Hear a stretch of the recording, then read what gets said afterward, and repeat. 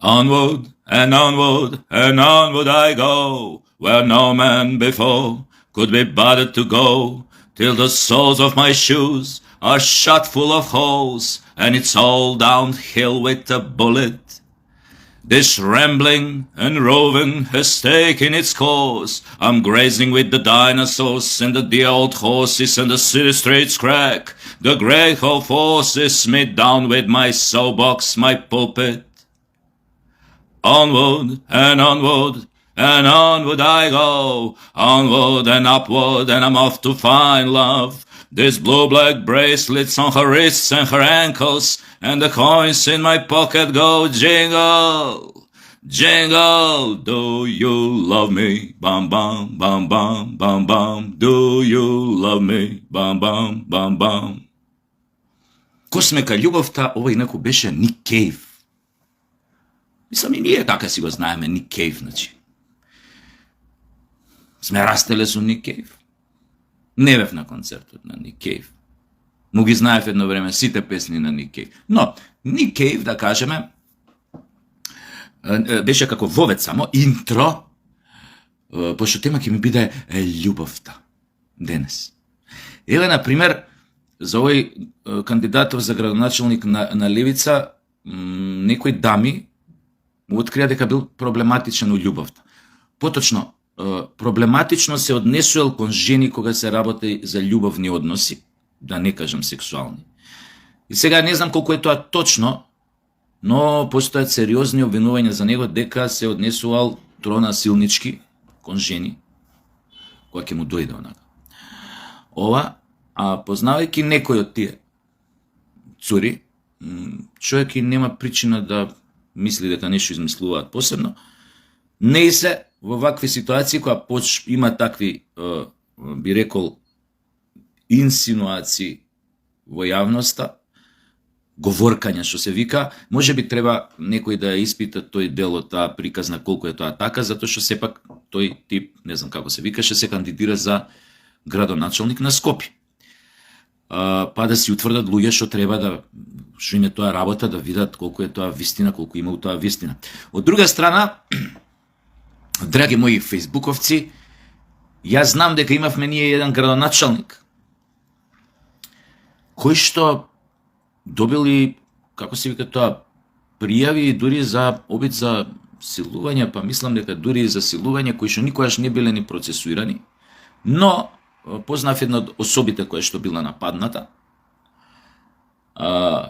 Значи, ова се работи за години пред тој да стане градоначалник, но се работи за една хронологија, за едно минато на сексуално девијантно насилничко однесување. Знаете што значи тоа? Да не кажам силовање. Мора ова општество, зашо го кажам ова? Затоа што изгледа, ако тоа се случило еднаш, нема да се случи сега втор пат, мислам да се разбереме, тој тип нема шанси да стане градоначалник на Скопје, нема никаква теорија, ама баш никаква. Нема никакви можности да стане, но со самото тоа што се кандидира, а постои едно вакво, вела дека имал минато вакво на, дали сегашност, не знаеме, на сексуално однесување, насилничко кон жени. Не знам зашто тоа воопшто прво се пријавил, мислејќи дека што ова нема да излезе, ова не верувам дека се работи за пропаганда, значи цурите кои тоа го велат, значи нема никаква врска со владеачката партија, со ВМРО ДПМН, значи тоа ги познаваат некои работи, може од блиску со него, од блиски контакти од внатре и така дали и така дали. Небитно моје мислење дека може би треба да се откаже од кандидатурата, но познавајќи како стојат работите таму и гледајќи од чувството што го имаат таму луѓето на некоја поима неам повиканост да бидат месии, да она тешко дека ќе се одлучат на таа работа. Но како се вика тоа селото, пуштена е причата, селото збори, дали некој ќе испита што е надлежен за тоа колку има вистини во овие обвинувања кон дечко што е кандидат за градоначалник, ќе видиме, би требало некој да се позанимава можеби и со тоа. Па тие цури кои го велат тоа да бидат викнати на разговор, да ги објаснат ситуациите, како дошло до тоа и така натаму и така натаму. Но муабетот ми беше не сме и понатаму. Значи, добро, тоа е до некој личен став е тоа кон себе си. Пример, кога знаеш дека ти е прљав гзот, се буташ негде, кај што знаеш дека некои прљави работи за тебе можат да излезат, како да ти кажам, самиот си правиш тонч, самиот си правиш сопка. Ама од друга страна, кога ќе размислиш, па во политиката, луѓето што влагаат со амбиција голема да успеат, не верувам дека многу енергија трошат на вакви работи, на својот минат труд, минат живот, минат однесување, него едноставно многу лесно тие работи ги потиснуваат, па дури свесно или несвесно ги забораваат, затоа што амбицијата им е толку јака да по секоја цена му е важно да влезе во политиката нормално. Кај нас у политиката, зашто се влага чисто материјалистички причини, мора да си роден и конформист за да успееш у политиката. Ти можеш да глумиш своеглав дека си своеглав со став со ова, но генерално внатре у партијата да се однесуваш најконформистички кога е во прашање твојот лидер и оне што треба да ти обезбеди позиција, простор за напредок, не само у партијата, него и во политичкиот систем, нели, како се дојде некојаш на власт. Така што многу луѓе надворешно јавно изгледаат многу своји на своето, многу своеглави, многу сигурно со цврсти ставови, но реално ако си у политичка партија, ти, за да дојдеш у позиција да се прикажеш у јавноста и да те има,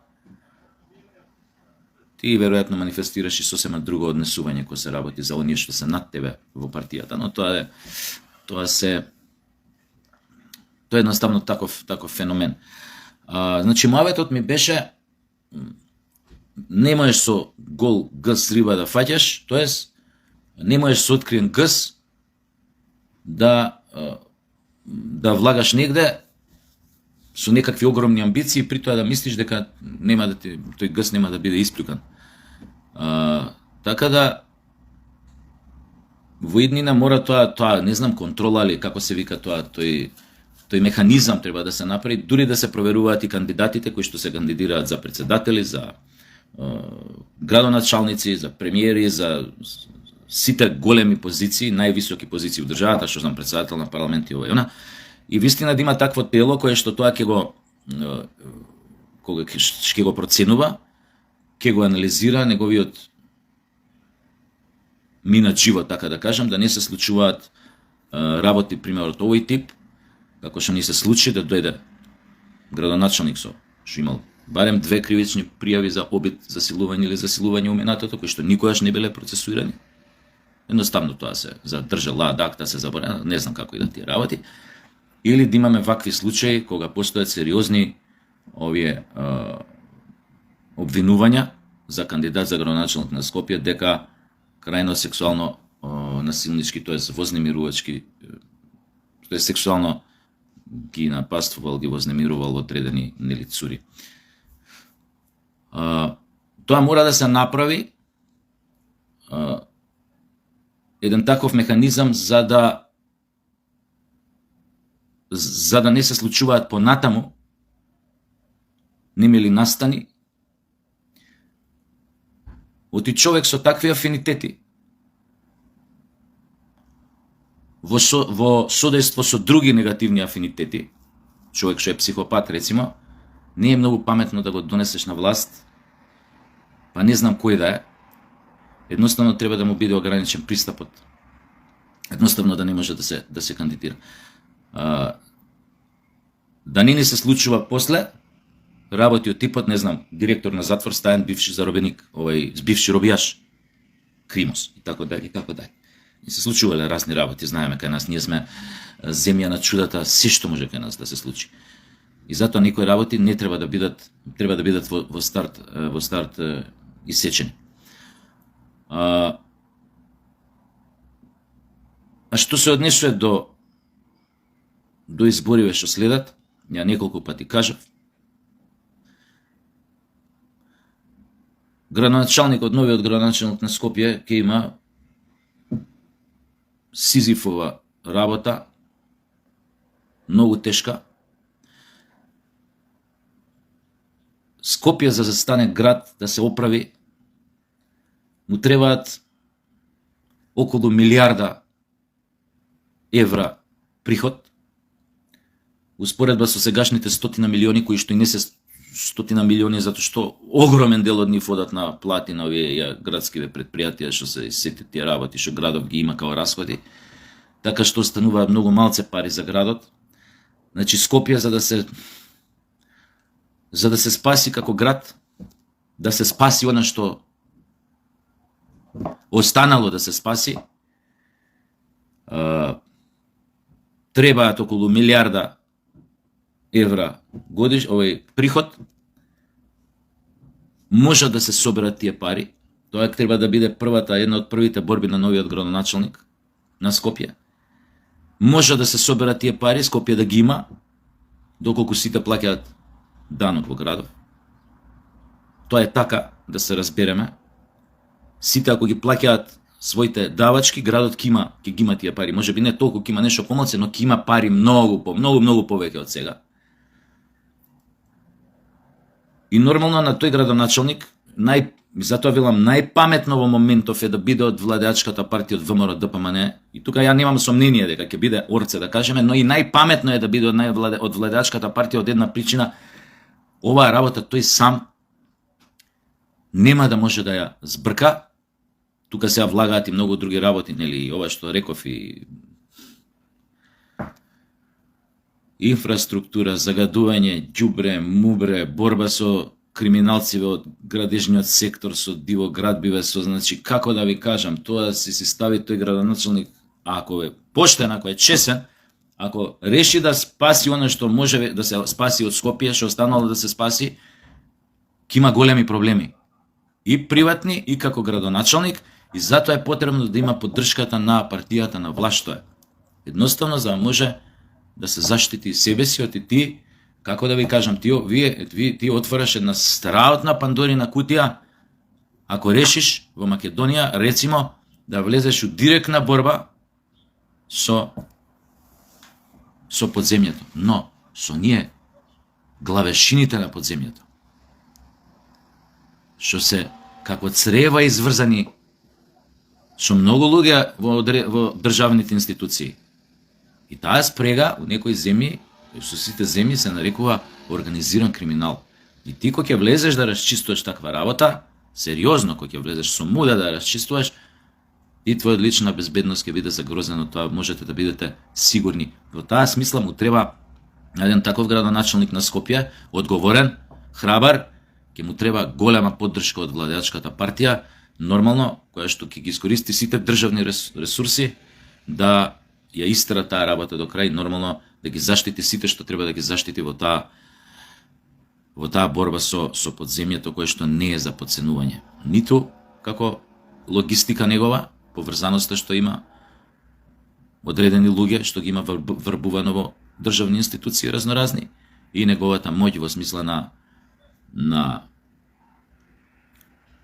пари, на контакти со други такви подземни групи во регионот. И не заборавајте дека најмоćните криминални банди на Балканот се буквално исповрзани меѓу себе. Затоа имавме случај и во Боливија, кај што сега скоро беше, кај што беа измасакрирани, мислам, двајца Срби и еден македонец од Јужна Македонија. Ги најдоа измасакрирани таму, у Боливија, човече. Тоа зборува за таа конекција што има што има, некем да ги наречам мафии. Мафија има малце поинакво значење у мојата глава, у мојата представа, но ќе ги наречам наркокартели, големи банди, криминални, моćни и така натаму и така натаму.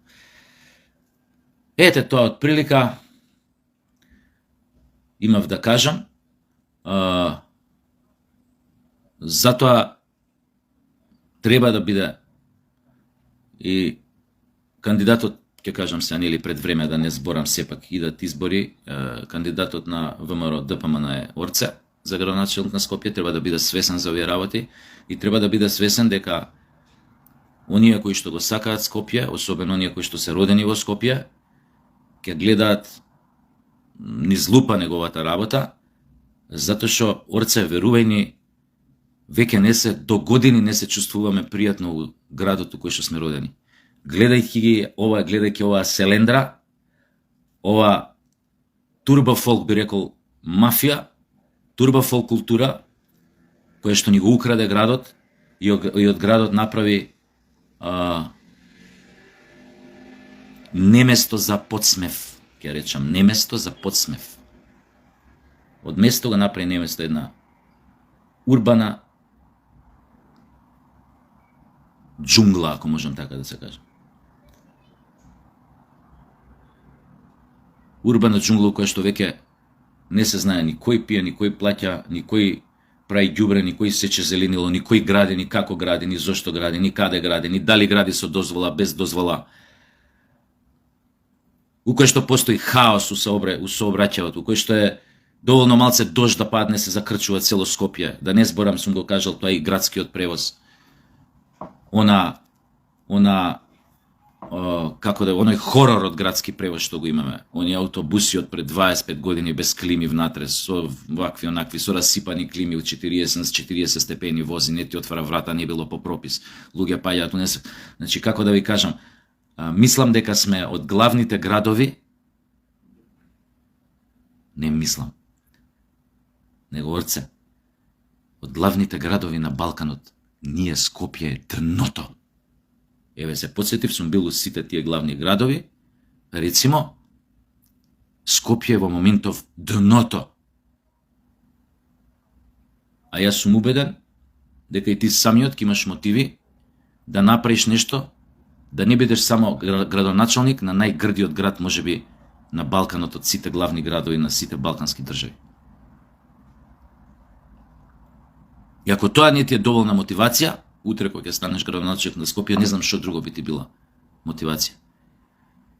Вчера поминав преку Камени мост, со бајлето, прв пат, после многу години, добив потреба да застанам на средина на Камениот мост и 10 минути да погледам од оваа, да погледам од другава страна. Да гледам само накао. Александар Видиновски, да ви кажам, џабе везеше со клипот на Фейсбук што му беше вирален. Новинарот Александар Видиновски, уште има ѓубре. Еве, вчера застанав на средина, тamo он кај што сликаше, уште има останато ѓубре. Не, дали не е дособрано, вистина, има некој го собирал умеѓу време, но имаше уште останато ѓубре. Да не зборам за на островче, оној змијарник усред Вардар, што откако го, не знам што му направија тогаш кога ги правеа галиите, што остана без вода. Мислам, како да ви кажам, Вардар порано, значи, ја го памтам од дете, значи имаше вода до што се вика до горниот дел од како се вика, коритото, кај што е бетонирано, то шибаше вода, бе. Абе, си има зелени островчиња, мали ади, рајски градини, змијарници. Грдо е да се гледа. И онаа друга на галија што не е функционална, што се распаѓа, дај бар не ја тргнете, ај, вама окей, оваа функционира, работи, хотел е тоа, ресторан, нека остане. Оваа другава што се распаѓа, тргнете, а дај направите нешто со коритото на Вардар, на река да заличи. Имаше една рап група на времето од Джордже fucking Петров. Имаше еден стих у песнава, џабе гом на јадење, џабе муабет, џабе гом на јадење, џабе муабет. Најстрашното е тоа. Ако се во ова е џабе гом на јадење, џабе муабет.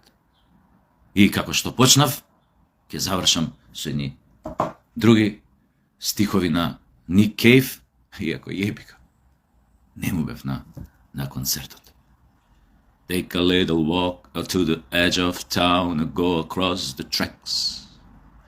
What a wild looms like a bud of a doom as it shifts and cracks.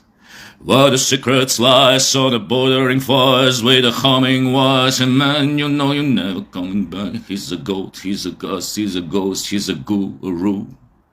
You run microscopic cog in his catastrophic plan, designed and directed by his red right hand. Само што овој нели не било од левица, ако ред right hand, ама не од левица, него